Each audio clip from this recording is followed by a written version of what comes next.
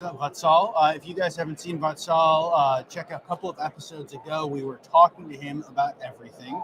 Um, Vatsal, do you realize how many different ways I've said Hannover Messe wrong? Just over the course of the last couple of years, I being an American and still not sure I can necessarily say it correctly, but here we are at Hannover Messe 2023.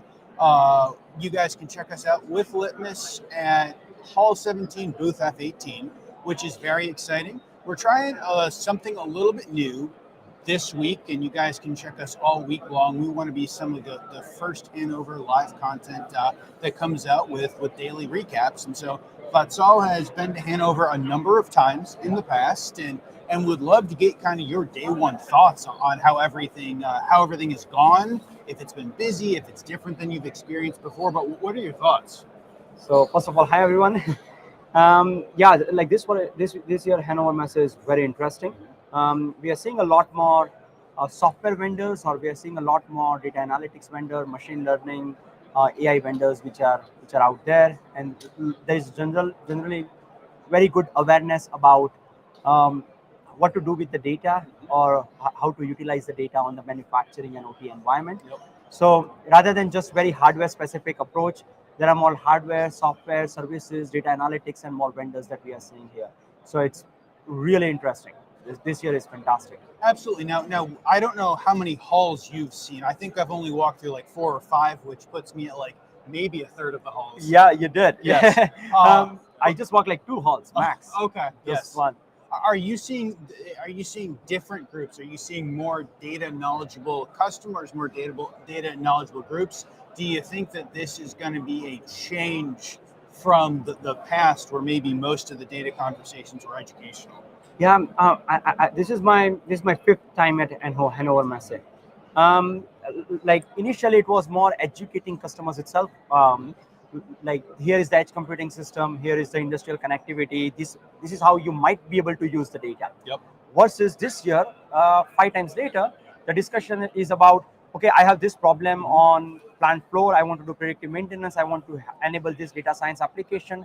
How your platform can help us do that. Yep. So discussions, they are changing from us educating to more customers actively looking for solutions to their problem statements. So that's very good. That is very exciting. I Yeah. am hopeful that trend absolutely continues.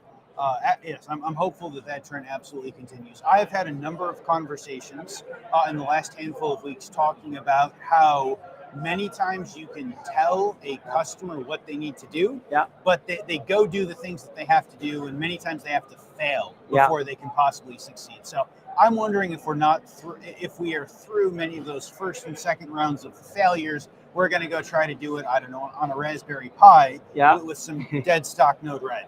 Yeah. Which are my favorite things on this show to make fun of, because they're super cheap. The technology stack amounts to basically free, but it is not scalable. It is not industrial. Yeah. Yes. Exactly. So I think we are seeing general awareness and maturity on the in the questions itself. Yes, customers do. They have tried the platforms. They have tried other vendors. They do come back to us again and again, because when they are looking for more vertically tied, more fully integrated solutions itself, Yep. which are open, which are accessible, which are API driven, they do come back to the vendor which is proven out. Absolutely. And for us, we are really product driven. So we bring customers in, we show them the demonstrations, how to use our product, how it can solve the challenges that they have. So it's pretty fantastic. I agree. I agree. So a couple of things that I have noticed just walking a couple of halls is one, it's big, right? Like Yeah. everyone tells me that it's big. Everyone says it's maybe 4 times the size of the McCormick Center. Yeah. On a good year pre-COVID, they were doing 250,000 people Yeah. through the door. I don't think it'll be that many this year, Yeah. but my goodness, it is big. Yeah. They have an app. You literally need an app to direct yourself, and sometimes they'll just be buildings not where I expect in the app. I came in on the north entrance today, Yeah. and I saw building 15, and I'm like, oh, good, 15, or 14, and I'm like, that's got to be right next to where I need to be at 17, and then No. building 37 was directly next to me. Yeah. And there was like 15 minutes of me just kind of turning around, trying to orient myself while looking Yeah. at the app and at the map. But I guess I was told, or I thought, that it would be a very slow day. I was surprised with the number of people on what has been posed as a historically slow day. So I'll be super interested to see what that does and how that continues. And Yeah. here we are, almost 6 o'clock, and everyone is doing, well, what I've always imagined is going and drinking beer at a variety of booths and doing other things. Yeah. I guess a couple other thoughts on my side is there's a huge variation between the booths, right?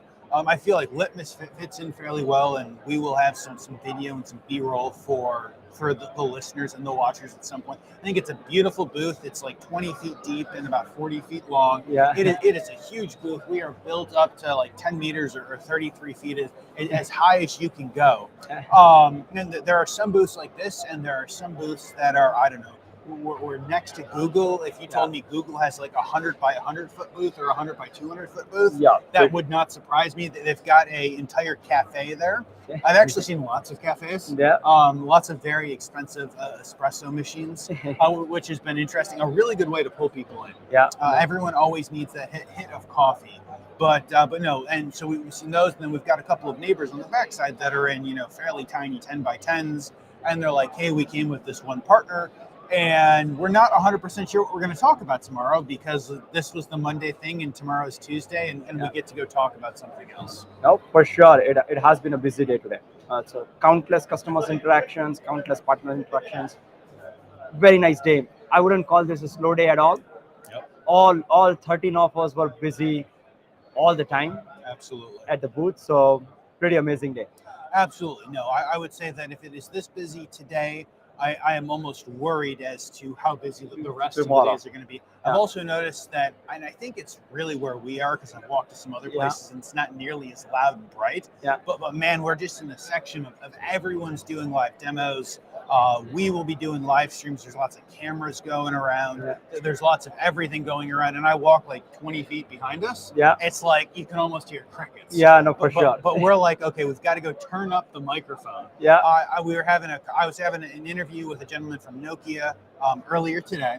Really great conversation, and we're just being blasted by Google over here, who's like studio basically directly goes into our booth, and then we've got like we've got a bunch of keynotes on the other side. It has been very very interesting. No, very interesting. Overall, yes. So Vatsal, to go ahead and wrap up, I'm going to ask you the question that I'd like to ask everyone this week is, so what do you think the future looks like, right? Like, what do you think people are going to come out of Hannover Messe with, and what do you think the future of kind of these shows in our industry is going to look like?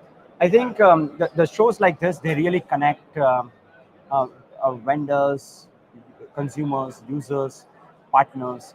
They really do connect them. Yeah. So even if the goal is to just go ahead and meet everyone, there are like from all over the world, from Japan, from European region, from North America, South America, all of our partners, they are like one hall away from us. Yep.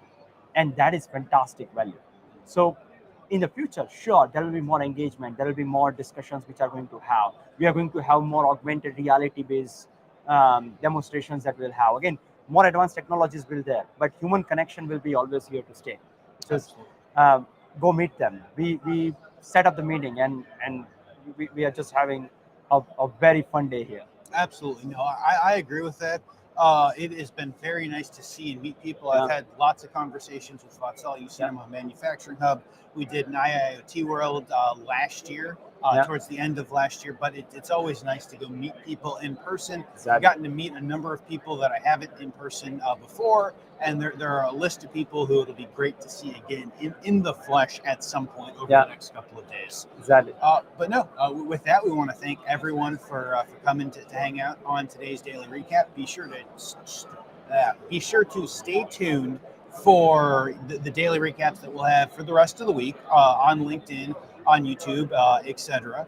And then, and then tune in for the live builds. We'll have live builds. We are going to have some great guests for a Thursday roundtable, either here or shifted over 30 or 40 feet in more of the theater area that we have built up. I am absolutely looking forward to it. And again, if you guys are in Hanover, come check us out at the Litmus booth. It is Hall 17, booth F18. Hey, Dave.